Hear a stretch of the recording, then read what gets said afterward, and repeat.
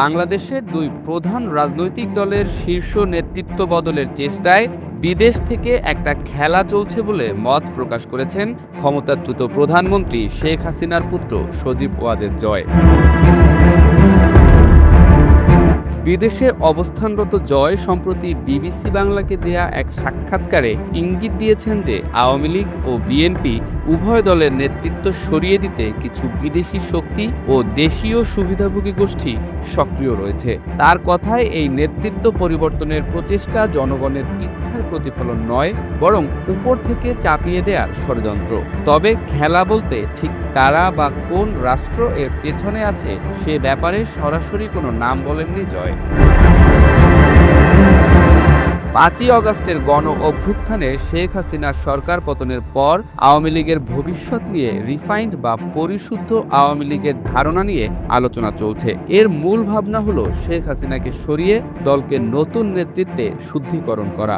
জয় এই ধারণাকে ২০০৭ সালের ১/১১ পরবর্তী -2 ফর্মুলার পুনরাবৃত্তি হিসেবে দেখছেন। তার ভাষায়, বাইরে থেকে নির্ধারণ করা হবে যে আওয়ামী লীগকে ফিল্টার করে কে যোগ্য নেতা, মানুষের ভোটে না, নেতাকর্মীর ভোটে না, সেটাই হচ্ছে রিফাইন্ড আওয়ামী লীগের ষড়যন্ত্র। জয়ের দাবি, বিদেশি ইঙ্গিতে আওয়ামী লীগ বা বিএনপিকে ভেঙে নতুন নেতৃত্ব বসানো সম্পূর্ণ অগণতান্ত্রিক পদক্ষেপ। আওয়ামী লীগ নেতৃত্বে শেখ হাসিনার বিকল্প কাউকে চাপিয়ে দেয়া নিয়ে দলের ভেতরও তীব্র আপত্তি আছে বলে জয় উল্লেখ করেন। তার মতে, আওয়ামী লীগ একটি গণতান্ত্রিক দল। ভবিষ্যৎ নেতৃত্ব নির্ধারণের ক্ষমতা দলের কাউন্সিলর ও কর্মীদের হাতেই থাকা উচিত। আওয়ামী লীগের অনেক নেতাকর্মীও মনে করেন, এ ধরনের ষড়যন্ত্র সফল হলে পুরনো অপরাধী গোষ্ঠী নতুন মুখোশে ফিরিয়ে আনার ঝুঁকি থাকবে। গণ অভ্যুত্থানের পর থেকে আওয়ামী লীগের সভাপতি শেখ হাসিনা ভারতে আশ্রয় নিয়ে আছেন। দলটির কার্যক্রম বাংলাদেশে নিষিদ্ধ এবং শীর্ষ নেতারা কেউ কারাগারে, কেউ আত্মগোপনে।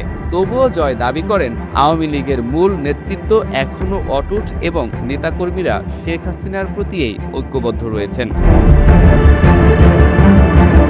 ভবিষ্যতে দলের হাল ধরার প্রশ্নে জয় বলেন, সেটি দলীয় প্রক্রিয়ায় নির্ধারিত হবে। মায়ের অনুপস্থিতিতে তিনিই নেতৃত্বে আসবেন কিনা এই প্রশ্নে জয় সাফ জানিয়ে দেন যে এ সিদ্ধান্ত ব্যক্তিগতভাবে নেওয়ার সুযোগ নেই।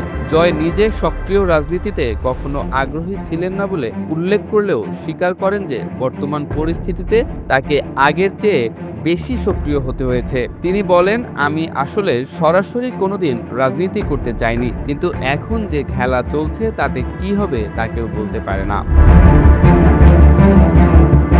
তবে জয় মনে করেন, সঠিক সময়ে দলের ভেতর থেকেই নেতা নির্বাচন হওয়া শ্রেয়। শেখ হাসিনার কন্যা সাইমা ওয়াজেদ পুতুল বা বঙ্গবন্ধু পরিবারের অন্য সদস্যদের ভবিষ্যৎ নেতৃত্বে আনার যে জল্পনা আছে, জয় তাতে বিশেষ গুরুত্ব দিতে নারাজ। তার দাবি, পরিবারের কারোরই বাংলাদেশে রাজনীতি করার তীব্র আকাঙ্ক্ষা নেই এবং সবাই দীর্ঘদিন ধরে বিদেশে প্রতিষ্ঠিত জীবনযাপন করছেন।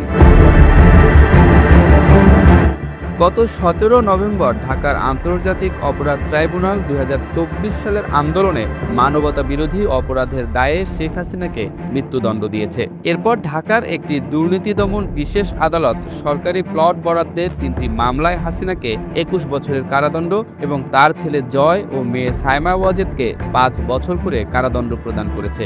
বিশ্লেষকদের মতে, এসব রায়ে ক্ষমতাসীনরা হাসিনা পরিবারের রাজনীতিতে ফেরার পথ দীর্ঘমেয়াদে আটকে দিতে চাইছে। শেখ হাসিনা ভারতের ঘনিষ্ঠ মিত্র হিসেবে পরিচিত এবং ক্ষমতা হারানোর পর থেকে তিনি ভারতেই অবস্থান করছেন। ভারতে আশ্রয় নিয়েও হাসিনা বিদেশি সমর্থন পাচ্ছেন এমন ধারণা প্রচলিত আছে। অন্যদিকে ভারতের সরকার প্রকাশ্যে বাংলাদেশের সাম্প্রতিক পরিস্থিতিতে উদ্বেগ জানিয়েছে। বিশ্লেষকদের মতে, ভারত আওয়ামী লীগকে দীর্ঘদিনের বন্ধু হিসেবে পুরোপুরি হারাতে চায় না। ভারত আওয়ামী লীগকে ভাঙনের হাত থেকে বাঁচিয়ে ভবিষ্যতে ভারতের স্বার্থ অনুকূল একটি অংশকে ক্ষমতায় আনার চেষ্টায় মরিয়া রয়েছে বলেও ধারণা করা হচ্ছে। ওয়াশিংটনও বাংলাদেশের ঘটনাক্রম নজরে রেখে সকল দলের মত প্রকাশ ও সমাবেশের স্বাধীনতা নিশ্চিত করার আহ্বান জানিয়েছে। অর্থাৎ পশ্চিমা দেশগুলো নির্বাচনী প্রক্রিয়ায় অংশগ্রহণমূলকতা চায়, যে কারণে অন্তত সীমিত আকারে হলেও আওয়ামী লীগের রাজনীতিতে ফেরার প্রসঙ্গ উঠেছে। বাংলাদেশের অভ্যন্তরীণ রাজনীতিতে আওয়ামী লীগের ভবিষ্যৎ নিয়ে অন্যান্য দলগুলোতেও ভিন্নমত রয়েছে। একদিকে গণ অভ্যুত্থানে নেতৃত্বদানকারী ছাত্র ও নাগরিক সমাজের নবগঠিত জাতীয় নাগরিক পার্টি এবং জামায়াতে ইসলামী সহ আরও কয়েকটি দল আওয়ামী লীগকে রাজনীতি থেকে সম্পূর্ণ উৎখাতের পক্ষে জোরালো অবস্থান নিয়েছে। তাদের যুক্তি, আওয়ামী লীগের অতীতের গণহত্যা ও লুটপাটের দায়ে দলটিকে নিষিদ্ধ রাখা এবং কোনরূপ পুনর্বাসন না করাই ন্যায়সঙ্গত।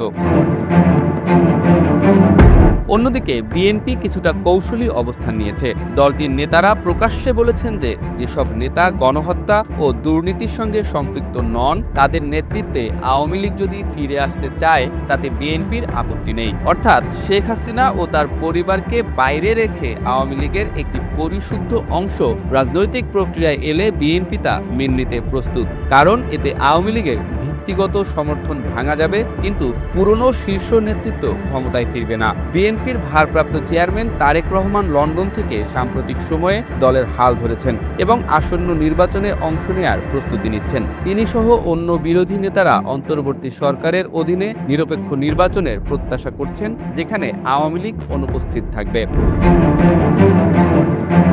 তবে বাস্তবতা হলো বাংলাদেশের রাজনীতি এখন এক অনিশ্চিত সন্ধিক্ষণে দাঁড়িয়ে, যেখানে একদিকে অন্তর্বর্তী সরকার পুরনো শাসকদের জবাবদিহিতার আওতায় আনতে ব্যস্ত, অন্যদিকে দেশের ভেতর বাহিরের শক্তিগুলো ভবিষ্যতের ক্ষমতার ভারসাম্য নির্ধারণে নিজেদের মতো চলছে, যা দেশের গণতান্ত্রিক ভারসাম্যহীনতারই প্রতিফলন।